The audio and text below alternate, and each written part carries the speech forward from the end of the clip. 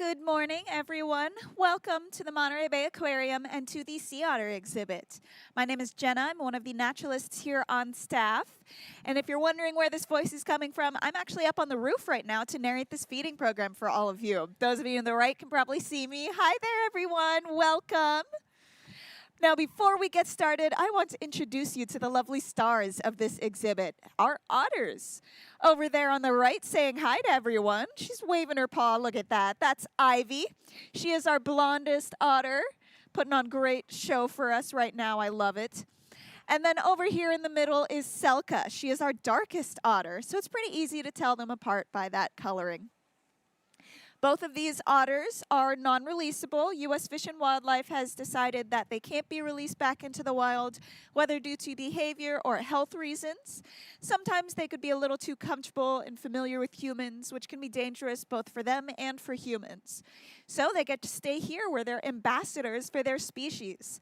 We get to learn so much more about them that allows us to help their wild counterparts, which is really amazing.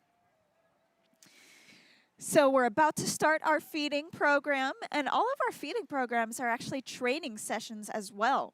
We use positive reinforcement to encourage our otters to perform certain behaviors, to give them a chance to participate in their own health care.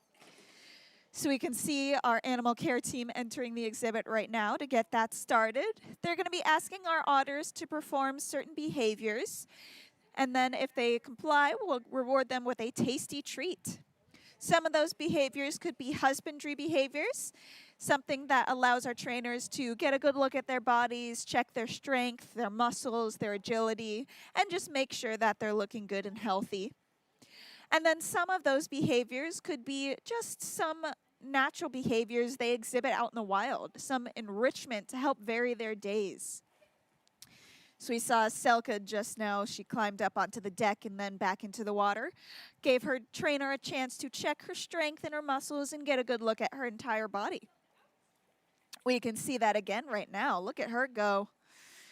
These otters are amazing creatures. We have to feed them quite a lot every day. In fact, they have to eat 25% of their body weight every single day. That's like a human eating 20 large pizzas every day. Anyone up for that challenge? I certainly couldn't. That's a lot of pizza. The reason these otters have to eat so much food is because they have a very high metabolism. And so they need to maintain that by eating so much food, because that metabolism is what helps to keep them warm in these cold waters. We can see Selka doing some target training over there.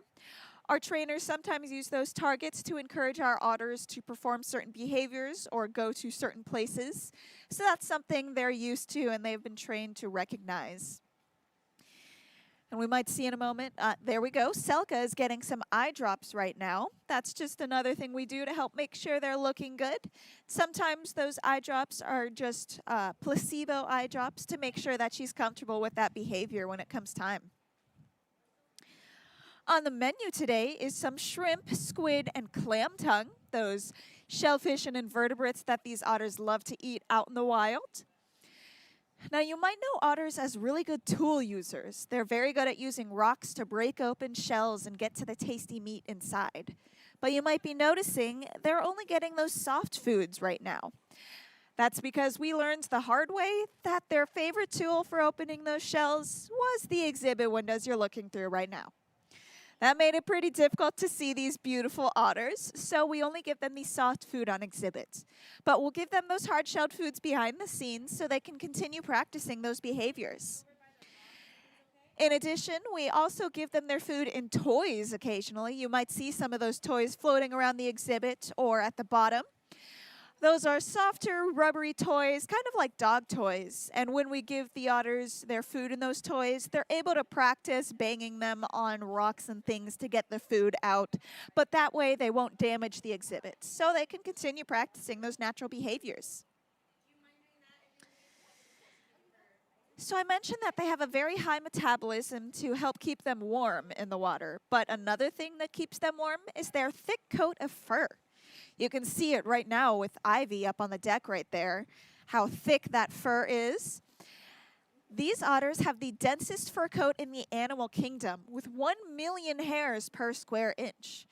Ivy's showing it off right now with that big log stand. Very good job. So these otters have such a thick coat of fur, it's 1 million hairs per square inch. It's like taking the hair off your head and 9 of your friends and compressing it to the size of a postage stamp.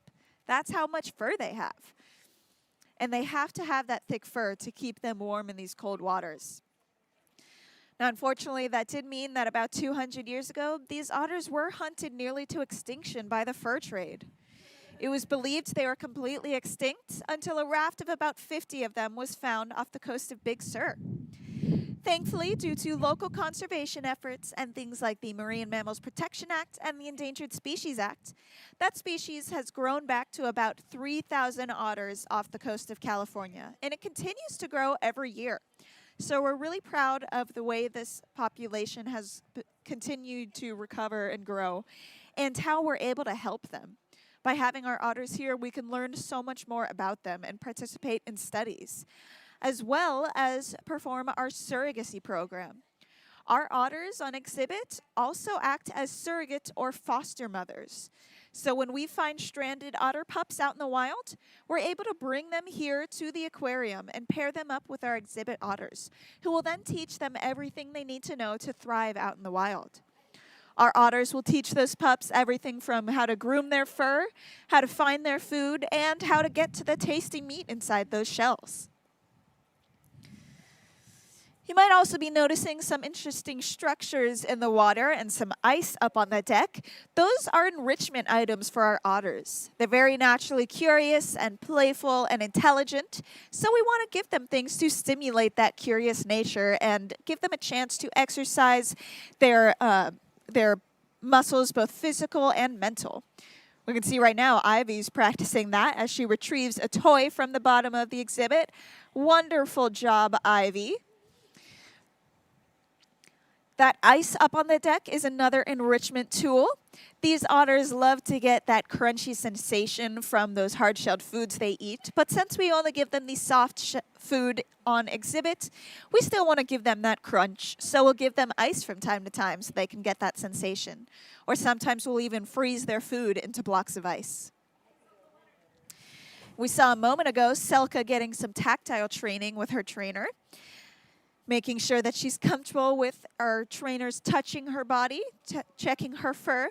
That's something that she might experience during those medical checkups, so we want to make sure she's desensitized to that sensation.